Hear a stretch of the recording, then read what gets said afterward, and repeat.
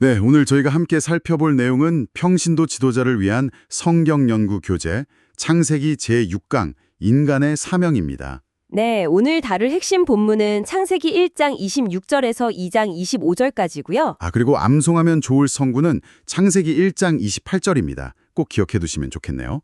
지난 시간에는 하나님께서 땅과 인간을 창조하신 이야기, 특히 인간 창조가 그야말로 창조의 정점, 하나님의 형상대로 지어진 걸작품이라는 점을 나눴었죠. 맞아요. 정말 창조 세계의 꽃이라고 할 수 있었죠. 근데 문득 그런 생각이 들어요. 하나님께서 왜 이렇게 특별하게 당신의 형상대로 인간을 만드셨을까? 그냥 존재하게 하신 걸 넘어서 뭔가 특별한 목적, 그러니까 사명을 주신 건 아닐까 하고요. 네, 중요한 질문입니다. 그래서 오늘은 이 교재가 제시하는 인간 창조의 목적, 그 5가지 사명에 대해 좀 더 깊이 들어가 보려고 합니다. 자, 그럼 교재에서 말하는 첫 번째 사명부터 시작해 볼까요? 제사장적 사명이라고 나오네요. 네, 제사장 하면 보통 구약 시대에 성전에서 동물을 잡아서 제사 드리는 모습, 그런 걸 떠오르게 되는데 이 교재는 좀 다른 이야기를 하는 것 같아요. 맞습니다.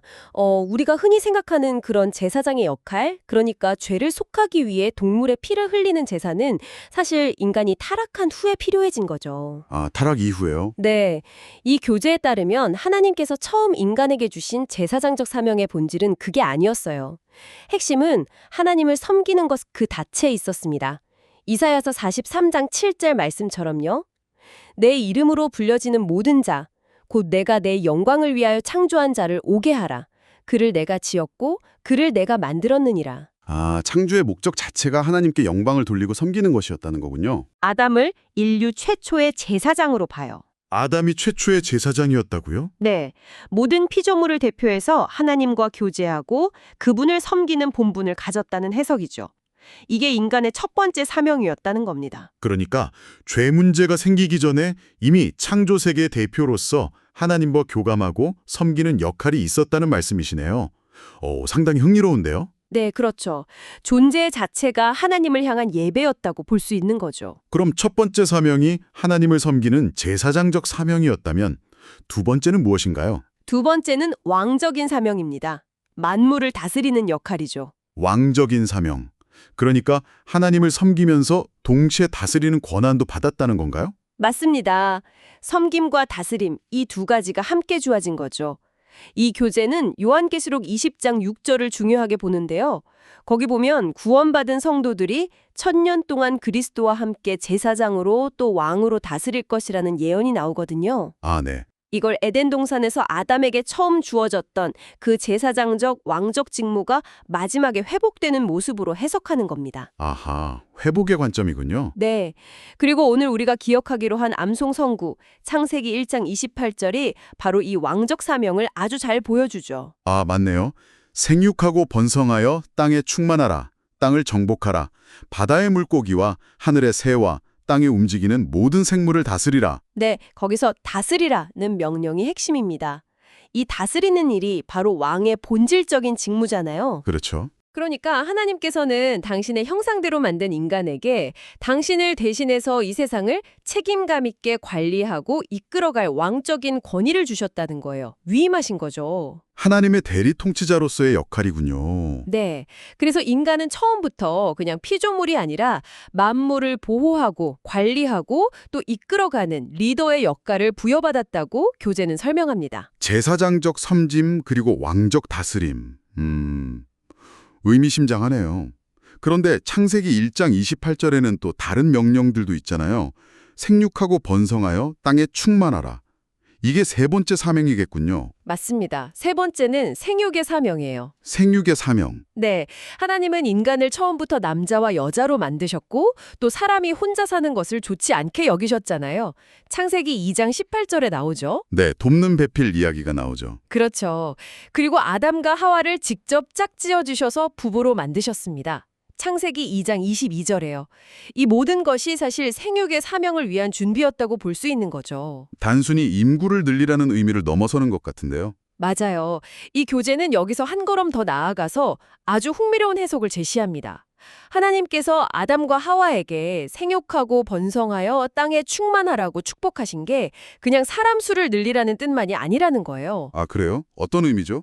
마치 농부가 씨를 뿌려서 풍성한 수확을 기대하는 것처럼 이 첫 가정을 시작으로 해서 장차 구원받을 하나님의 백성 공동체, 그러니까 요한계시록 21장 2절에 나오는 새 예루살렘 같은 그런 하나님 나라 백성들이 이 땅에 가득하게 되기를 계획하셨다는 해석입니다. 와, 그러니까 단순히 종족 번식의 차원이 아니라 하나님의 백성 공동체를 세워나가는 훨씬 더 큰 그림 속에서 이 사명을 이해해야 한다는 거군요. 바로 그겁니다.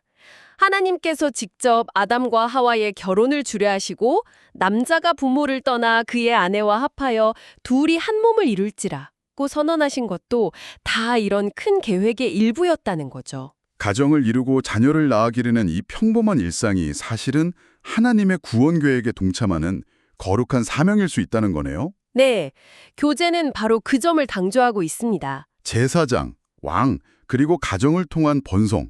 자, 그런데 창세기 1장 28절에는 또 하나의 명령이 남아있죠. 땅을 정복하라. 이게 네 번째 사명인데 정복이라는 단어가 좀 강하게 들리네요. 뭔가 싸워야 할 대상이 있다는 느낌인데요. 맞습니다. 이 정복의 사명에 대한 해석이 이 교재의 아주 독특하고 중요한 부분 중 하나입니다. 어떤 점이 독특한가요? 정복이라는 말 자체가 뭔가 대항하는 세력, 극복해야 할 대상이 있다는 걸 암시하잖아요.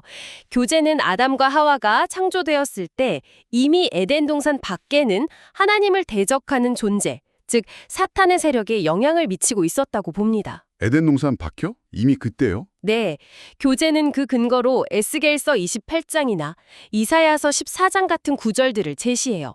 거기 보면 원래 광명의 천사, 계명성이라 불리던 존재가 교만해져서 타락하고 사탄이 되었다는 이야기가 나오죠. 아, 네. 천사의 타락 이야기. 그리고 신약으로 와서 누가복음 4장을 보면 마귀가 예수님께 나타나서 천하 만국의 권세와 영광이 자기에게 넘어왔다고 주장하는 장면이 나오거든요. 네, 시험 받으시는 장면이죠. 네, 이걸 근거로 사탄이 이미 어느 정도 이 세상의 통치권을 장악한 세상 임금 같은 상태였다고 해석하는 겁니다. 요한복음에서도 예수님이 그렇게 부르시죠. 쟤는 정확히 그렇게 보고 있습니다.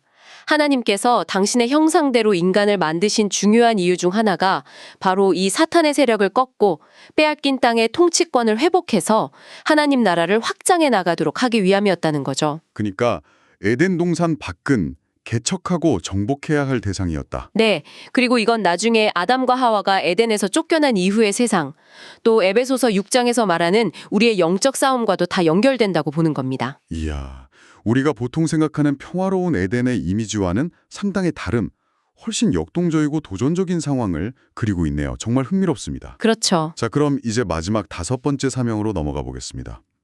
영생의 사명. 이건 또 어떤 의미일까요? 혹시 하나님의 형상대로 창조되었다는 것만으로는 영원한 생명을 보장받는 게 아니었다, 뭐 이런 뜻인가요? 네, 정확히 그 점을 교재는 지적합니다.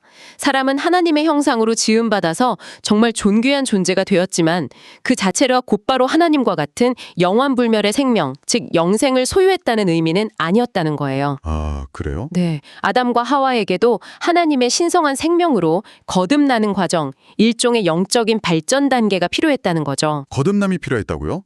창조된 상태에서요? 그렇습니다. 그래서 하나님께서 그들을 에덴 동산 중앙에 있는 생명나무로 이끄셨다고 교재는 설명합니다.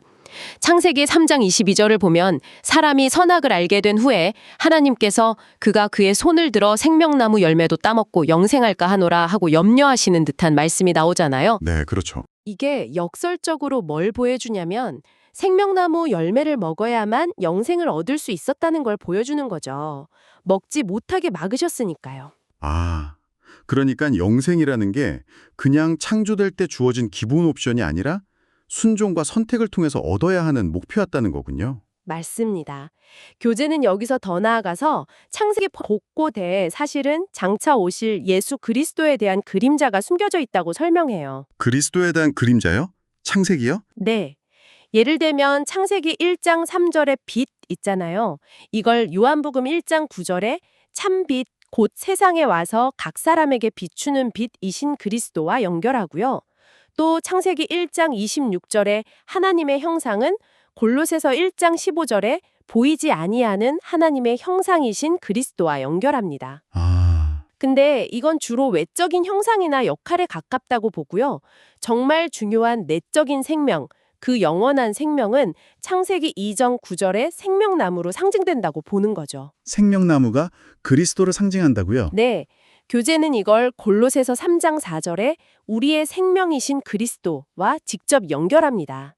그러니까 생명나무는 바로 그리스도의 생명, 그 신성한 생명을 상징한다는 해석이에요.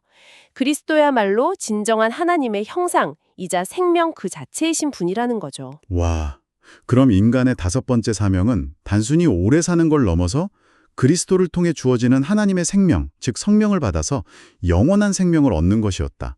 이런 말씀이시군요. 정확합니다. 요한일서 5장 11절 12절 말씀이 핵심인데요. 또 증거는 이것이니 하나님이 우리에게 영생을 주신 것과 이 생명이 그의 아들 안에 있는 그것이니라. 아들이 있는 자에게는 생명이 있고 하나님의 아들이 없는 자에게는 생명이 없느니라. 명확하네요. 힘과 피조물의 관계였다면 생명나무로 상징되는 그리스도의 생명, 즉 영생을 받아들일 때 비로소 하나님과 아버지와 자녀의 관계가 완성된다는 겁니다. 이게 창조의 궁극적인 목적이었다는 거죠. 교재는 이걸 새 창조라고 불러요. 첫 창조 위에 덧입혀지는 영적인 창조인 셈이죠. 새 창조? 따라서 처음 창조된 인간에게는 하나님의 약속된 생명, 즉 성령을 받아서 영적으로 거듭나야 할 사명, 영생의 사명이 주어졌다는 것입니다. 이 길만이 인간이 하나님의 진정한 자녀가 되고 영원한 복을 누리는 유일한 길이라고 교재는 강조합니다. 자, 오늘 이야기를 한번 정리해보면 좋겠네요.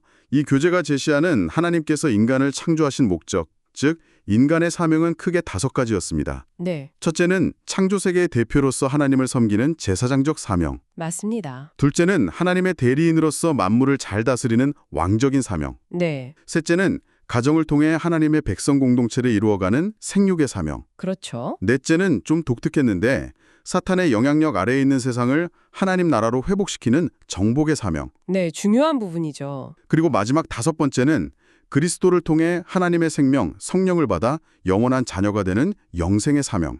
이렇게 요약할 수 있겠네요. 네, 정확하게 정리해 주셨습니다.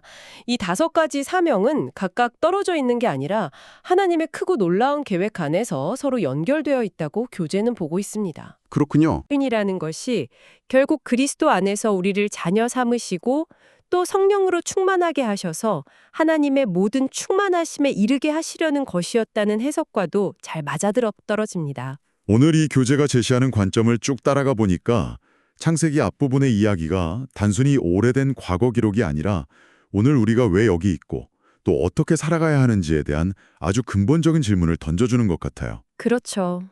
들으시는 분들은 이 5가지 사명 이야기가 어떻게 다가오셨을지 궁금하네요. 마지막으로 듣고 계신 여러분께 한번 생각해 볼 거리를 던져드리고 싶습니다. 오늘 나눈 창드로 씨의 5가지 사명, 제사장적 섬김, 왕적 다스림, 생육과 번성, 땅의 정복, 그리고 영생의 추구.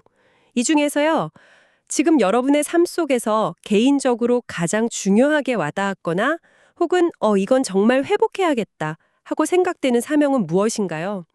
그리고 왜 그렇게 생각하시는지 잠시 시간을 내서 한번 깊이 묵상해 보시면 어떨까 합니다. 네, 정말 좋은 질문인 것 같습니다. 오늘 인간의 사명이라는 깊은 주제로 창세기 말씀을 함께 탐구해 보았습니다. 함께 해주셔서 감사하고요. 감사합니다. 다음 시간에 또 흥미로운 내용으로 찾아뵙겠습니다.